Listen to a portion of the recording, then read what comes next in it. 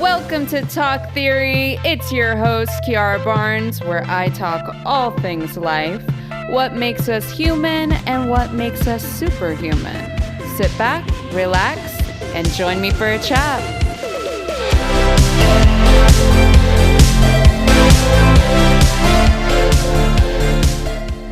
Hello. Welcome back to another episode of Talk Theory. Thank you for being here. I appreciate y'all. Your support means a lot. Now, a little announcement today before we get into the episode. I just want to let you know that we will not be airing Fantasy Island tonight. We're actually going to have a few weeks off, and we'll be back April 10th, Monday, 9/8 Central.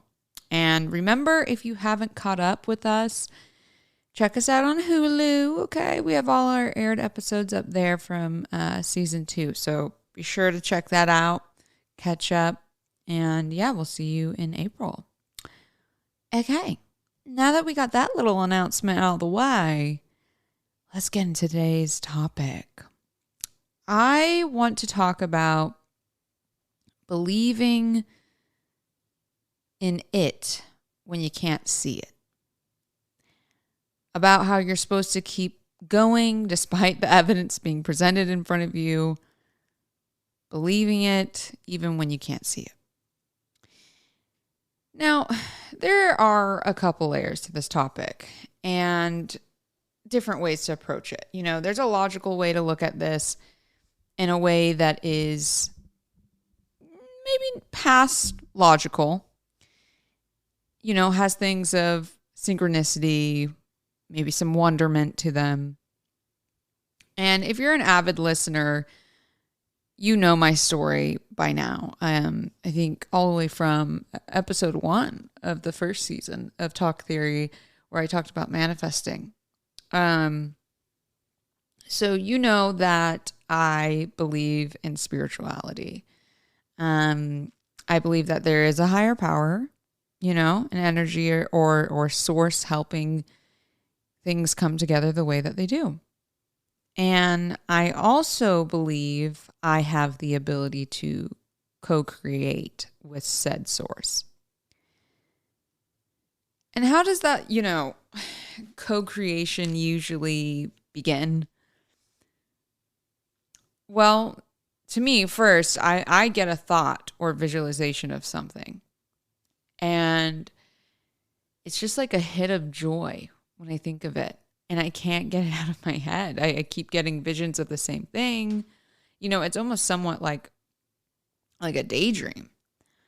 Or I experience some kind of contrast, meaning something that happens that I didn't necessarily want to happen, but because it happened, it's calling in a desire for me wanting a different outcome. Okay, so now with this scenario of contrast, now I do know that there is something that I want, right? And I can't ignore the feeling, and I want to take some sort of action to get to that thing. And this is kind of the tricky part, is the action. There's balance to this, right? You don't want to overdo the action where you are just absolutely burnt out by the end. But you want just enough that you still stay inspired and open to receive the said thing that you want. But like, how do you find that balance? And I think, you know, you listen to your feelings, your intuition. How you feel will tell you a lot about where you should go or what you should do, who you should go to, who you should talk to.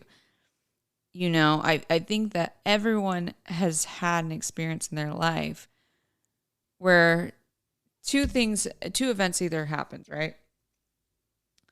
You either go, you know, a situation occurs and you get a gut feeling. And maybe this gut feeling is telling you, no, this isn't it. But you go, I don't know. And you go for it anyway. And then it pans out in a certain way, right? and you go, dang, I should have listened to my gut. I knew I felt something weird, right? Or you get a gut feeling again and you do listen to it, and then something pans out and you go, oof, good thing. And vice versa, it can be opposite, right? You get a gut feeling like, oh yeah, this feels good, this feels good, and it pans out great. So, like I said before, I'm more spiritual. So this is the route that I'm going to take on today's episode. So if that's not for you, no worries. Feel free to catch us on the next one. But this is just kind of where I'm going to go with this, because I can only speak from personal experience.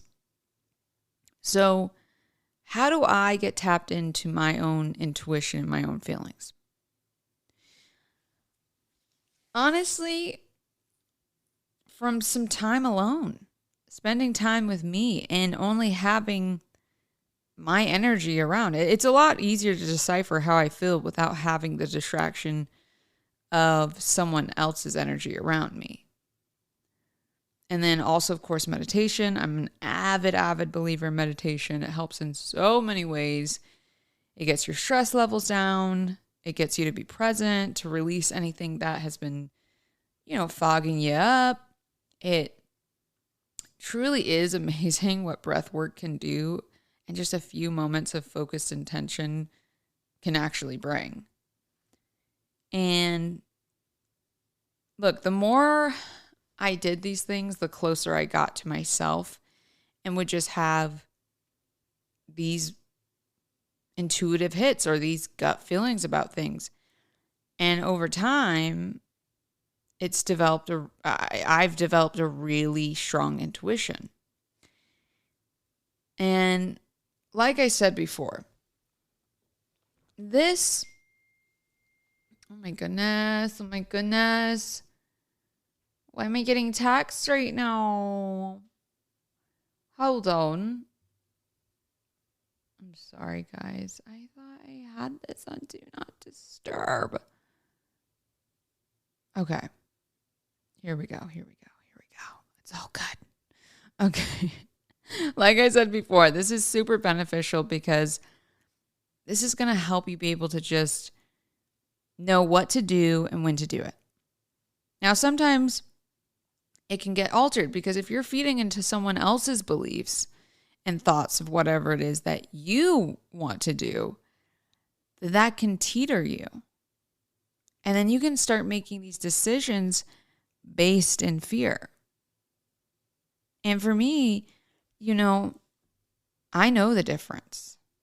I know because I've been doing this for so long. If I feel stressed, rushed, or just an energy where I'm tense, shoulders are tight, I'm holding them up to my ears, I know that whatever decision I make with that energy is being led through fear and is not going to have a desirable outcome. Whereas when I feel quiet, I'm at peace, I'm calm, I know I'm making decisions from my divine source. Remember, the divine source energy, God, universe, whatever you want to call it, it is made from pure love. It doesn't feast off of fear. It doesn't like to see pain or anguish. It wants you to be prosperous, abundant, joyful, happy, successful. And why? Why?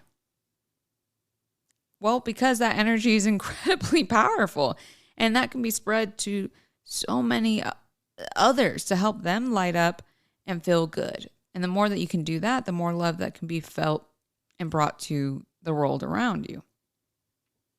So now that we kind of covered the want and the action, focusing on the feeling, the last step is to just receive, right? Receive whatever it is that you want, which is great. That is awesome. But how do we get there? Like, how do we let go? How do we believe before we can see? And folks, that's a great question.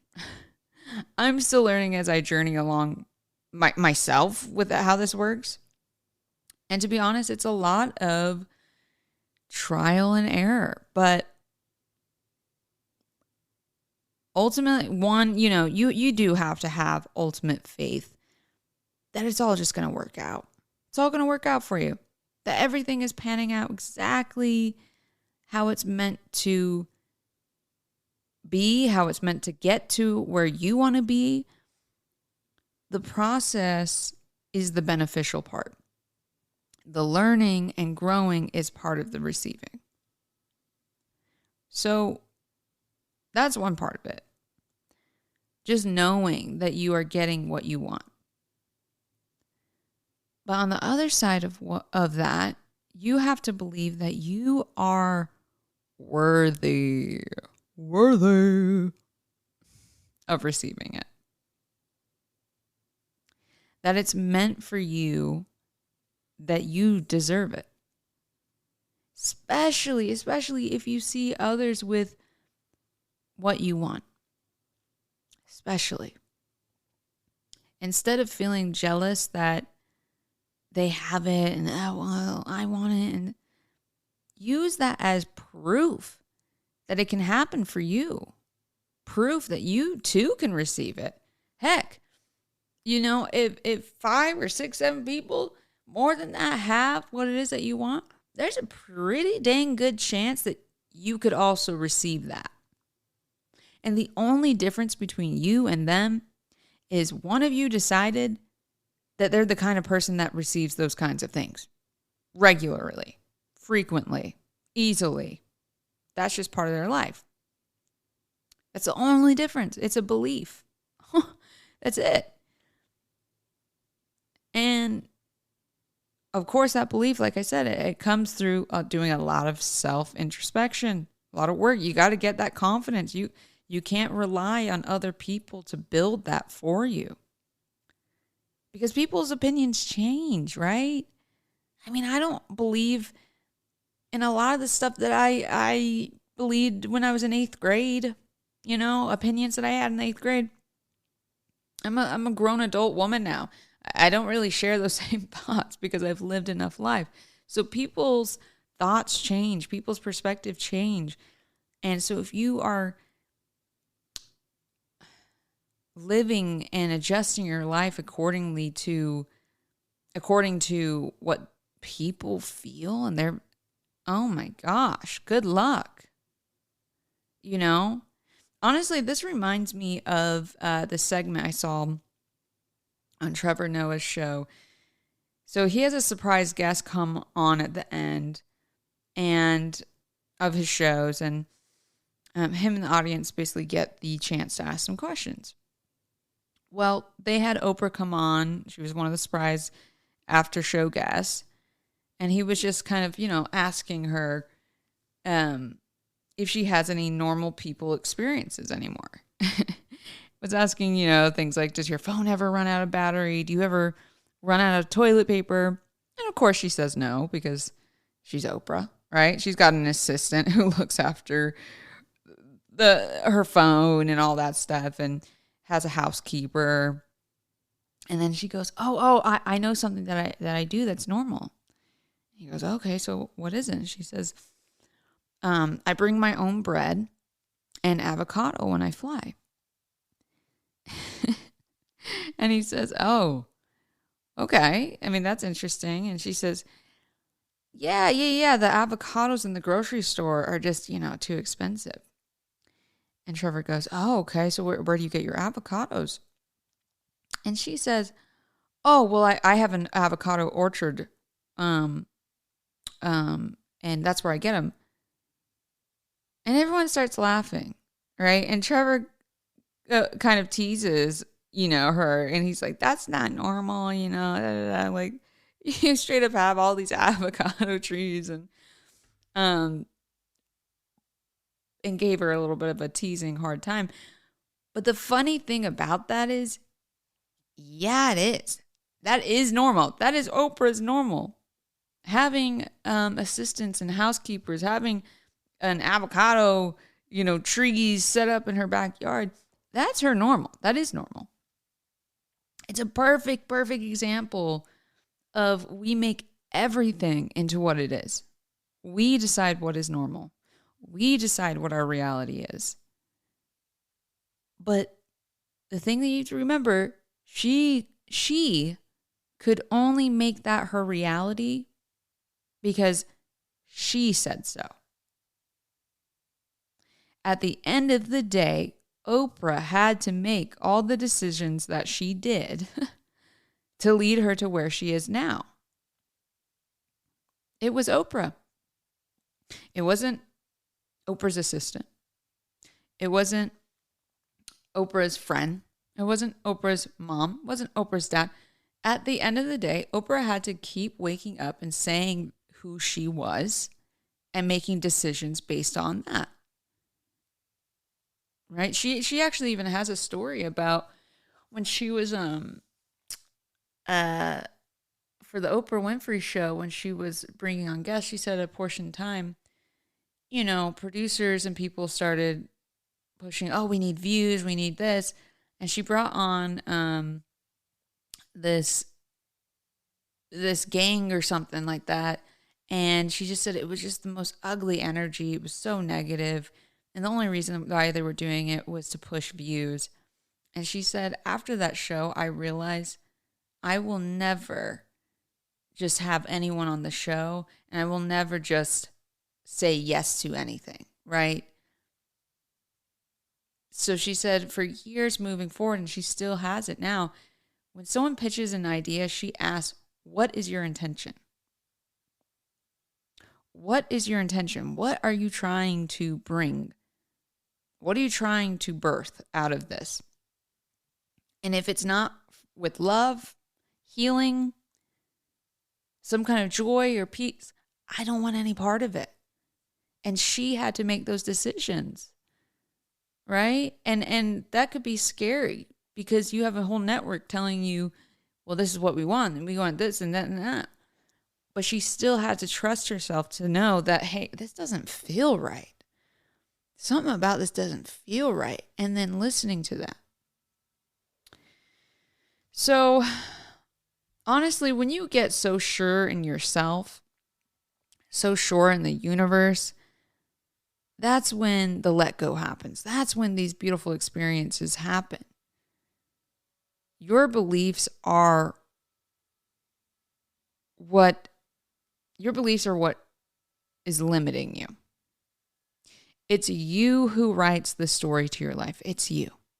No matter what anyone says or thinks of you, it is you who decides to cater to that story and feed into it. So choose which side wisely. You can also do things like ask for a sign, ask to be led, ask for relief, ask for love, pray, meditate, write in your journal, and ask. I've done this countless times, and I've always received confirmation soon after.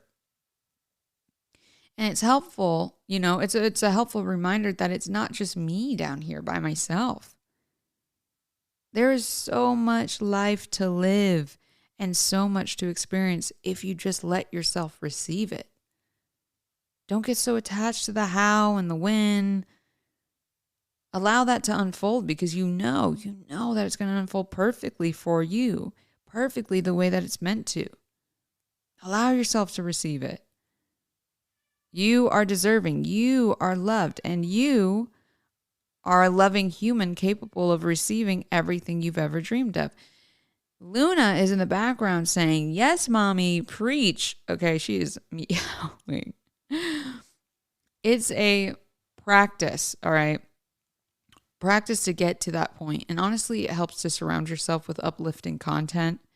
If you don't have that in your home or with your friends or at your work, make it a priority to feel good, to be inspired, to have that positivity around you. Listen to podcasts, make positive music playlists, watch inspirational movies, listen to good books, go to museums by yourself, explore more, try new things. You can adjust the energy around you to cater to you. But again, You have to be present enough to notice when you need to recalibrate. It's not, wrong if you feel sad sometimes or if you feel down. Like I said, that's the contrast. To know, ooh, okay, I'm feeding into something that I don't need to feed into. Let me get back on course. It's okay. Release it. Sometimes you do just need to cry so that you can just release that energy and start again. We're humans. We feel things. That's okay. Okay, today's theory is this. Your awareness of the life you want is more than enough. Your awareness of the life you want is more than enough. You are enough. Like I said, folks, it's you who decides what makes sense and what doesn't. It's you that decides what's a struggle and what's not. It's you who decides to be full of love, joy, light. It's you. So, let's get our minds right. Let's reset, refocus, refresh, and receive easily and effortlessly because we can. Because we can.